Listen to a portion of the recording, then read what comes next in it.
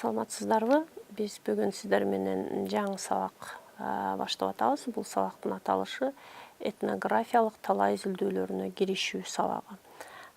Бул сабакта биз этнографиялык изилдөө усулдары менен таанышабыз. Жана этнографиялык изилдөөнү кантип жүргүзүү керек, ушул маселелердин тегерегинде сөз кылабыз. Бүгүнкү биринчи сабак бул киришүү сабагы. Бул жерде биз этнография өзү эмне деген илим экендигин жана анын талаа изилдөөлөрүн жүргүзүүдөгү тарыхына көңүл бурабыз. Ошолорду талкуулап, анан талаа изилдөө деги эле талаа деген түшүнүк кантип өзгөрүлгөндүгү жөнүндө сөз кылабыз.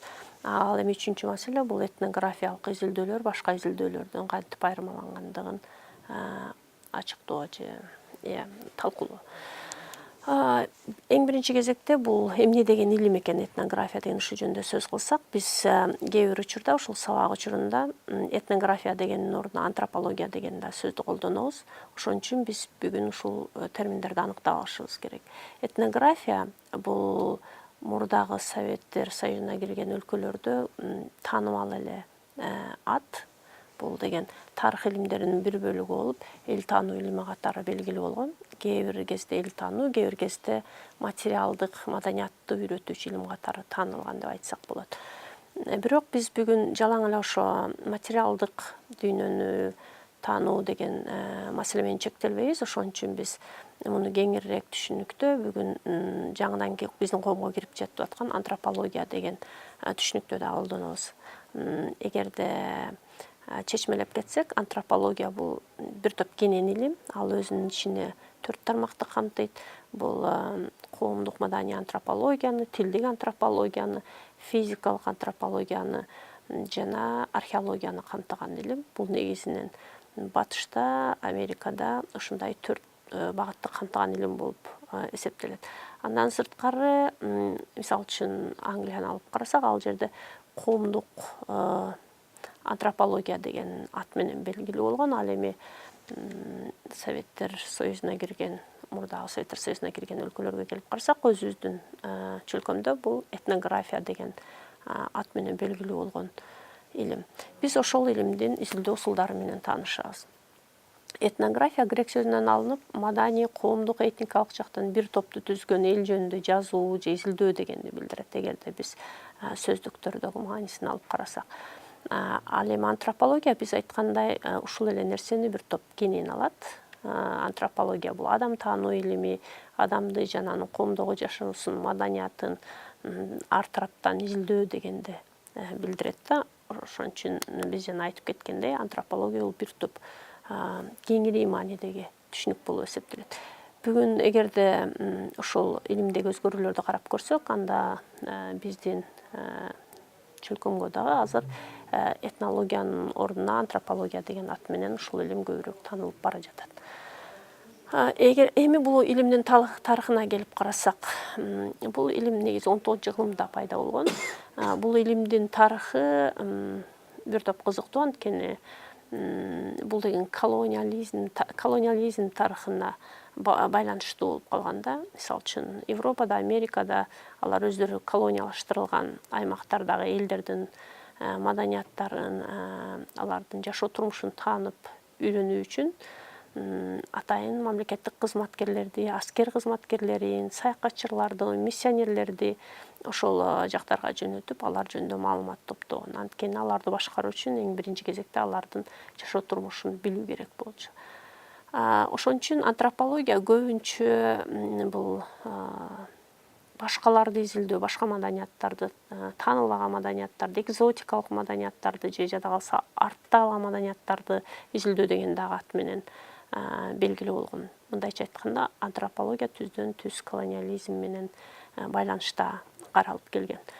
Кийинчерээк профессионалдуу атайын эл таануу адистиги калыптанып баштайт. Британия жана Америкада атайын ушундай эл таануу мектептери негизделет. Азыркыга чейин алар Британ мектеби же Америка мектеби деп аталып жүрөт. Ал эми биз жогоруда айтып кеткендей, башка өлкөлөрдө бул ушул эле илим башка аттар менен белгилүү болгон. Эми антропологияны башка илимдерден айырмалаган нерсе бул анын изилдөө усулу. Башкача айтканда, антропологиялык изилдөөлөр жалаң талаа изилдөөсүнүн негизинде жүргүзүлөт. Бул талаа изилдөөсү өзүнчө бир ушул илимдин усулу катары Малиновский тарабынан, ушу антропологиянын атасы болгон Малиновский тарабынан абдан так аныкталып берилген. Ал деген биринчи болуп ушул илимдеги негизги усул катышып байкоо деген усулду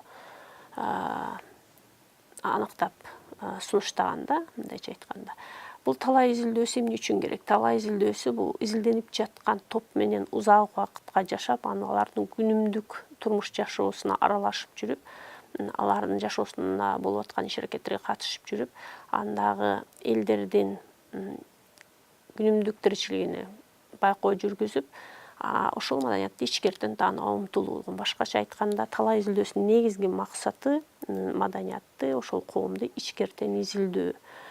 Сырттан эмес, сырттан келген киши катары эмес, же өзүнүн көз карашында эмес, ошол элдердин өзүнүн көз карашында ичкертен таанып билүү негизги максат болгон. Бирок тарыхтагы ошол антропологиянын тарыхынан көз чаптырсак, бул деген бүгүнкү кезде бир топ талаа деген түшүнүк өзү бир топ өзгөрдү. Эгерде мурда бул экзотикалык маданияттарды талдоо, таанышуу, изилдөө болсо, бүгүнкү кезде бул өзүбүздүн маданиятыбызды деле изилдей алат. Башкача айтканда, артта калган же болбосо биз айткандай башка маданияттарды изилдөө эмес, ошо шаар турмушун деле, мына бүгүнкү коомду деле изилдөөнү өзүнүн ушул изилдөө багытына камтып кетет да. Ошон үчүн бүгүнкү кезде антропологдорду биз бардык жерден көрсөк болот да. Алар жалаң эле ошол артта калган маданияттарды же болбосо традициялуу салттуу маданияттарды изилдөө менен чектелишпейт. Эми анын тарыхына карасак, антропологдордун өзү дагы, изилдөөчүлөр өздөрү дагы бир топ өзгөрүштү деп айтсак болот. Эгерде 19-жылымда карасак, анда эң биринчи алгачкы антропологдор булар отургуч антропологиясы деп аталып, отуруп изилдеген антропологдор катары таанылышкан. Анткени алар бүт башка маданияттар жөнүндө изилдөөсүн ар кайсы архивдерде же китепканаларда отуруп жасашкан да. Алар негизи кол жазмаларды, ар кандай артефакттарды окуп, анан ошол маданият жөнүндө жыйынтыктарды чыгарышкан. Бул биринчи баскычы. Андан кийин веранда антропологиясы деген калыптанган. Веранда антропологиясынын өкүлдөрү албетте ошол маданияттын өкүлдөрү менен маектешкен, бирок алардын жашоо турмушуна ичкертен кирип, ошолор менен аралашып жашап, анан изилдеген эмес. Аларды чакырып алып, алардан маалымат алып, интервью алып, ошо өздөрүнүн жыйынтыктарын чыгарышкан.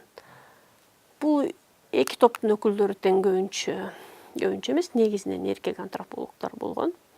Андан кийин антропология бир топ өзгөрүп баштайт. Бул деген албетте Бронислав Малиновскийдин тажрыйбасына байланыштуу өзгөрөт. Бронислав Малиновский антропологиянын атасы деп таанылат. Ал 1884-төн 1942 жылга чейин жашаган. Анын негизги изилдөө чөйрөсү бул примитивдүү экономика, магия, миф тилдери болгон. Бул британиялык антропологиянын негиздөөчүсү болгон. Ал магия жөнүндө өтө көптөгөн изилдөөлөрдү жасаган. Бул антропологдун негизги талаа изилдөөлөрүнө кошкон салымы 3 нерсени аныктагандан көрүнөт да. Биринчиден, катышып байкоо деген усулду аныктаган. Башкача айтканда, мындай маданияттарды изилдөө үчүн алар менен чогуу көп убакытты өткөрмөй сайын, алардын турмушуна аралашмай сайын эч убакта изилдөө ынанымдуу болбойт деп айткан. Экинчи шарты бул изилденип жаткан элдин тилин билүү керек деп айтканда, анын тилин билбесе эч кандай ал маданиятты ачып бере албайт деген маселе койгон. Анан эң негизгиси ошо талаа изилдөө, ошо катышып байкоого негизделген талаа изилдөөсү бул антропологиялык изилдөөнүн негизин түзүш керек деп айткан. Ошентип антропологдор негизги усулдарын 19-жылында эле аныкташкан, бирок кийинчерээк антропологияга өтө көптөгөн сындар айтылган. Мисалы үчүн антропологияны постмодернисттик сынга таянсак, бул колониализмдин академияда көрүнүшү деп аташкан. Ал жерде талаа деген нерсе негизги жасалма түшүнүк деп сындашкан. Анткени талаа деген бул үстөмдүк кылган тараптын аныктамасы. Алар үстөмдүк кылган үчүн ошол жерге барып өздөрү калган изилдөөлөрдү жүргүзө алышат деп. Алар өздөрүнүн кызыкчылыктарын гана көздөшөт. Экинчи тараптын изилденип жаткан кызыкчылыгын көргөзбөйт. Бул жерде эч кандай тең укуктуулук сакталбайт деген сындар келип чыккан. Чындыгында эле, эгерде антропологиянын тарыхын карап көрсөк, үстөмдүк кылган учурлар же болбосо ошо эки тараптын укуктары так же болбосо тең сакталбай калган учурлар кездешет.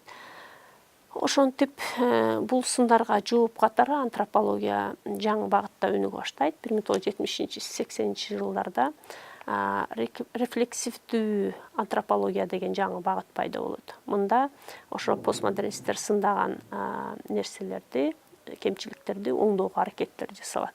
Эң биринчи кезекте изилдөөчү менен изилдөөчүнүн ортосунда тең салмактуу мамиле, кызыкчылыктардын тең сакталышы, укуктардын теңдигине жетишүү, ал үчүн жаңы жанрларды колдонуп башташат. Мисалы үчүн автобиография деген жанры, жашоо тарыхы деген, же болбосо озеки тарых деген, устная история деп коюп атабыз. Нарративдүү этнография деген жаңы жанрлар пайда болот. Феминисттик антропология, герменевтикалык антропология жана башка деген дагы башка багыттар пайда болот. Андан сырткары антропология мурда башка гана жактарда, башка маданияттар менен өткөрсө, бул кезде антропология өз антропологдун өз үйүнө келди деген түшүнүк бар да. Мисалы үчүн антропологияны өзү жашап жаткан чөйрөдө, өзүнүн өлкөсүндө өткөрүү дагы орун ала баштайт. Бул жанрлардын өзгөрүшү бир топ антропологиянын өзүндө да бир топ жаңы нерселерди алып келет. Мисалы үчүн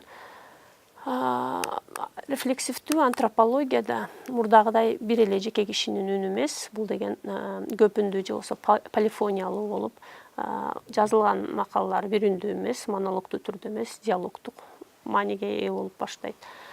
Ошентип жаңы жанрлар экинчи тарапты, мисалы үчүн маалыматчылардын да ошо изилдөөгө катышуусуна жол ачат.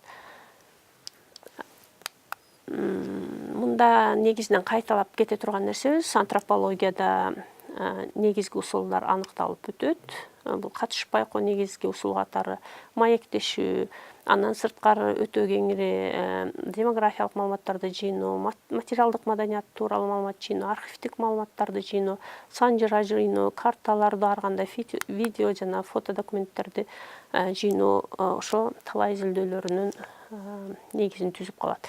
Эми бүгүнкү кезде талаа изилдөөлөрү кандай көрүнөт? Эң биринчи кезекте бул рефлексивдүү болуп көрүнөт, көп талаалуу болуп көрүнөт. Рефлексивдүү дегенибиз бул изилдөө учурунда изилдөөчү өзүнүн ишенимдерине жана өзүнүн иш жүргүзүп аткан ишине карата ой жүгүртүп, ага сын менен карап,